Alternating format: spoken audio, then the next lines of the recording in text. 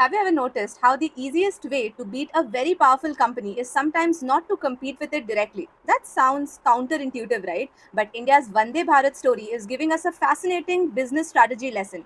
India is now exploring the export of Vande Bharat trains to the international markets, including developing a standard gauge version specifically for the overseas network. That's important because most rail networks outside India use standard gauge.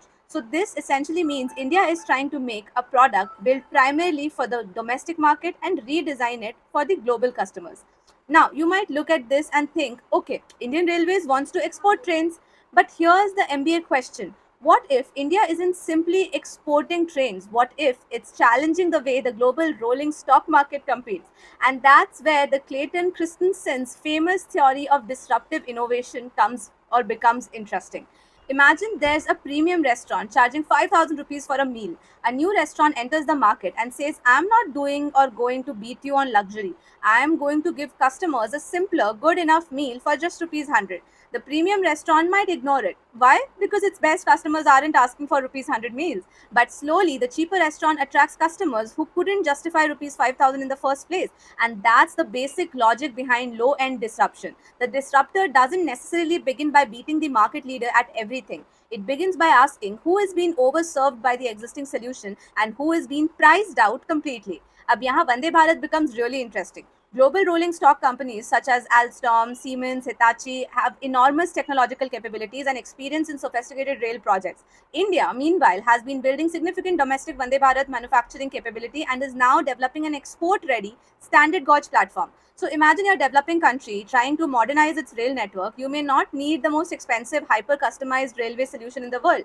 You may need something much simpler, reliable, modern, scalable, and affordable. And that creates an opportunity. Instead of saying, let's build the world's most expensive train, the strategic question becomes, can we deliver enough performance at a dramatically more or accessible cost? Now that's disruption play. And here's the really important part for you. Disruptive innovation is not simply selling something cheaply. That's common misunderstanding. The real idea is that an incumbent's business model can make it difficult for them to pursue lower end customers' profitability. Imagine an established company has enormous factories, expensive engineering teams, complex customization processes, and premium pricing expectations. Now, a new competitor says, I'll give the customers a simpler product, standardized design, and lower cost.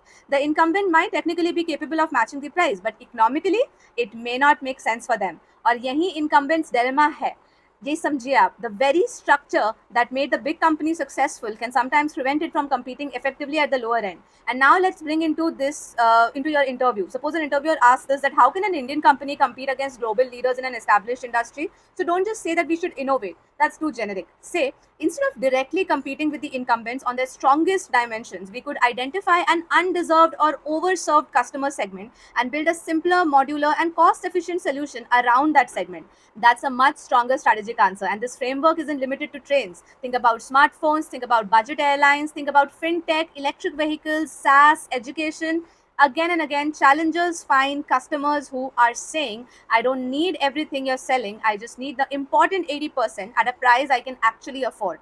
And that's why this current affair story matters, even if you're absolutely nothing to do with railways, because current affair gives you this example and Christensen gives you the framework, and your ability to connect the two gives you analytical confidence. And in an MBA interview, that helps you structure your answer. In a GD, it gives you something more valuable than random facts, a framework. And in everyday conversations, instead of saying India is trying to export Vande Bharat, you can say the interesting part isn't just the export, it's whether India can use a low cost, standardized product to access markets that premium incumbents may not be optimally serving. Now that's the conversation. So remember this, not don't always attack the leader where the leader is the strongest. Sometimes the smartest strategy is to find the customer the leader is ignoring, simplify the offering, reduce the cost structure, and build your way upward. And that's the disruptive innovation mindset. And that is today's news decoded. One headline, one business framework, and one idea you can actually use in your interviews, GDs, competitive exams, placements, and everyday conversations. Because the goal isn't to simply know the news, the goal is to have a smarter way of thinking about the news.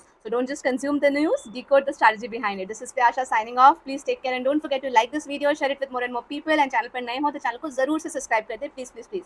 Thank you so much, guys. That will be motivating to me. Bye bye.